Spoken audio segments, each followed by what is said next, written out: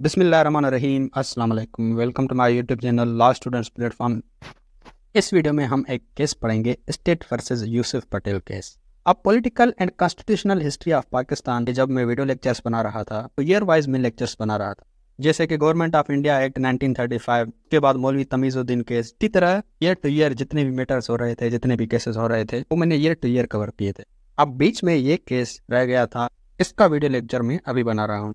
इस केस में क्या हुआ था कि मौलवी तमीजुद्दीन केस के बाद यूसुफ पटेल और उसके कुछ पार्टनर्स को लाड़काना मैजिस्ट्रेट ने गुंडा एक्ट के अंदर गुंडा डिक्लेयर कर दिया। अब लाड़काना मैजिस्ट्रेट ने यूसुफ पटेल और उसके पार्टनर्स को कुछ श्योरिटीज प्रोवाइड करने के लिए डिमांड की। अब जब वो श्योरिटीज प्रोवाइड ना कर पाए तो उनको अरेस्ट किया गया और डिटेन किया गया। तो यूसुफ पटेल और उसके पार्टनर्स ने सिंध चीफ कोर्ट, आज के दिन सिंध हाई कोर्ट है, उसमें इस कन्फाइनमेंट को चैलेंज किया। हमें जो अरेस्ट करके कन्फाइन किया गया है ये इलीगल है। अब सिंध चीफ कोर्ट ने डिक्लेयर किया कि जो कन्फाइनमेंट है ये लीगल है, आपको गुंडा एक्ट के अंडर कन्फाइन किया गया है और ये कन्फाइनमेंट लीगल है। अब उसके बाद यूसुफ पटेल फेडरल कोर्ट, जो आज के दिन सुप्रीम कोर्ट है, उसमें जाके अपील करता है, ये कहते हुए कि सिंध कंट्रोल ऑफ गुंडा एक्ट 1952 जो एक्ट है ये वैलिड लॉ नहीं है। सिंध चीफ कोर्ट में जब उसने चैलेंज किया था तो वहां पर उसने सिर्फ अपनी कन्फाइनमेंट चैलेंज की थी कि मुझे जो अरेस्ट करके कन्फाइन किया गया है, डिटेन किया गया है, ये इलीगल है। सिंध हाई कोर्ट ने कहा था कि ये लीगल है। उसके बाद ये फेडरल कोर्ट में जाके पूरे के पूरे एक्ट को ही चैलेंज करता है कि ये जो पूरा एक्ट है गुंडा एक्ट, ये ही इलीगल है, वर्ड लॉ है। अब यूसुफ पटेल ने इस एक्ट को कैसे चैलेंज किया? उसने कहा कि ये जो गुंडा एक्ट 1952 है, इसको गवर्नर जनरल गुलाम मोहम्मद ने इम्पोज किया है under section 92 of government of India act 1935। Government of India act 1935 का जो सेक्शन 92A है, उसके अंडर गवर्नर जनरल गुलाम मोहम्मद ने ये गुंडा एक्ट इम्पोज किया है। गवर्नमेंट ऑफ इंडिया एक्ट 1935 में पहले ये सेक्शन 92A नहीं था। ये सेक्शन भी section 92A Indian independence act 1947 के सेक्शन 9 के अंडर ऐड किया गया था। अब गवर्नर जनरल के पास section 9 of Indian independence act 1947 के अंडर ये पावर था कि वो गवर्नमेंट ऑफ इंडिया एक्ट 1935 के किसी भी प्रोविजन को चेंज कर सकते हैं या नया कोई प्रोविजन ऐड कर सकते हैं। यानी जो इंडियन इंडिपेंडेंस एक्ट 1947 है, उसका जो सेक्शन 9 है, वो गवर्नर जनरल को एम्पावर करता है कि आप गवर्नमेंट ऑफ इंडिया एक्ट 1935 में चेंजेस कर सकते हो और उसमें सेक्शंस ऐड कर सकते हो। गवर्नर जनरल ने भी वही किया। इस पावर का इस्तेमाल करते हुए गवर्नमेंट ऑफ इंडिया एक्ट 1935 में सेक्शन 92A ऐड किया। इस सेक्शन 92A के अंदर इसने गुंडा एक्ट इम्पोज किया। यहाँ पर तो सब ठीक है, इसमें क्या प्रॉब्लम है? गवर्नर जनरल के पास पावर था, उसने सेक्शन 92A ऐड किया, 92A के अंदर उसने गुंडा एक्ट इम्पोज किया, तो प्रॉब्लम क्या है? प्रॉब्लम थी टाइम लिमिट की। गवर्नर जनरल के पास इंडियन इंडिपेंडेंस एक्ट 1947 के सेक्शन 9 के अंडर ये पावर तो था, लेकिन ये पावर था 31 मार्च 1948 तक। लेकिन गवर्नर जनरल ने इस पावर को एक्सरसाइज किया था जुलाई 1948 में।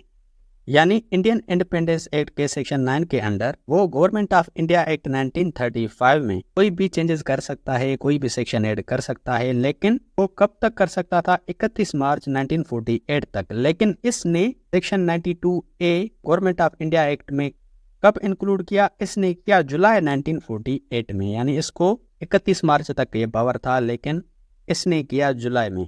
इसलिए गवर्नर जनरल का पावर खत्म हो चुका था। इस दौरान ये सेक्शन 92A ऐड नहीं कर सकता था। इसका मतलब सेक्शन 92A वॉइड है, लॉ नहीं है। अगर वो लॉ नहीं है, इसके अंडर गवर्नर जनरल ने जो गुंडा एक्ट इम्पोज किया था वो भी वैलिड लॉ नहीं है।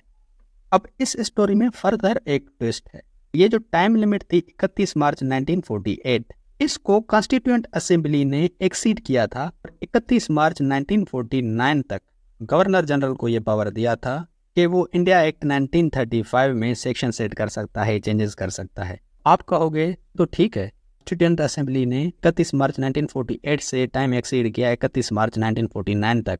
इसका मतलब गवर्नर जनरल के पास पावर थी और वो सेक्शन 92A ऐड कर सकता था और उसने किया। उसके अंडर उसने गुंडा एक्ट इम्पोज किया। इसका मतलब गुंडा एक्ट वैलिड लॉ है। लेकिन जब कॉन्स्टिट्यूएंट असेंबली ने इस टाइम लिमिट को एक्सीड किया था, बढ़ाया था, तो गवर्नर जनरल की असेंट नहीं ली गई थी, जो कि नेसेसरी है। तो मौलवी तमीजुद्दीन केस में भी फेडरल कोर्ट ने कहा था कि गवर्नर जनरल की असेंट लाजमी है।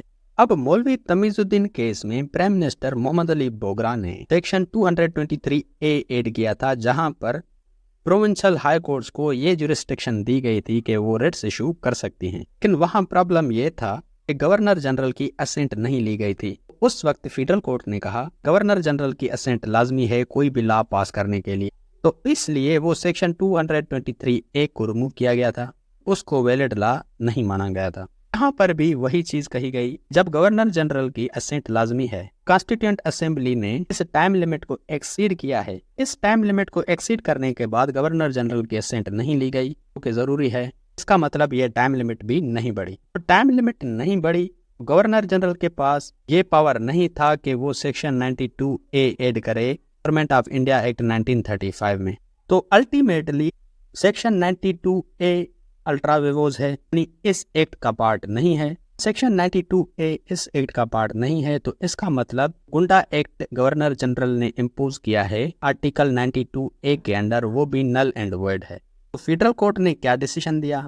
फेडरल कोर्ट ने इस गुंडा एक्ट को इनवैलिड करार दे दिया। तो एपिलेंट्स थे यूसुफ पटेल, उसके कुछ पार्टनर्स, उनके खिलाफ कोई भी एक्शन नहीं लिया गया और उनकी जो डिटेंशन थी उसको भी इलीगल करार दे दिया गया और यूसुफ पटेल और उसके पार्टनर्स को आजाद कर दिया गया। अब इस एक्ट के साथ साथ 46 दूसरे लॉज को भी नल एंड वॉइड डिक्लेयर कर दिया गया, तो इस पीरियड के दौरान बनाए गए थे, जहां पर गवर्नर जनरल के पास कोई भी पावर नहीं थी। जैसे कि मौलवी तमीजुद्दीन वाला जो केस था, वो आप प्लेलिस्ट में जाके देख सकते हो। उस केस में गवर्नर जनरल की असेंट ना देने की वजह से गवर्नर जनरल वो केस जीत गया था। अभी उसी असेंट ने गवर्नर जनरल के बनाए हुए लॉज को इनवैलिड करार दे दिया। तो दोस्तों ये था हमारा आज का टॉपिक। उम्मीद है कि आपका कॉन्सेप्ट क्लियर हो गया होगा। रिक्वेस्ट एक ही करूंगा कि एक छोटा सा कोई सा भी कमेंट लाजमी कर दो और ये वाली भी इंस्ट्रक्शंस जरूर फॉलो करो। और अगर आपको कॉन्स्टिट्यूशनल हिस्ट्री ऑफ पाकिस्तान के दूसरे वीडियोस देखने हैं तो आप मेरे चैनल की प्लेलिस्ट विजिट कर सकते हैं। अगर आपको नोट्स चाहिए उसकी भी लिंक आपको डिस्क्रिप्शन से मिल जाएगी।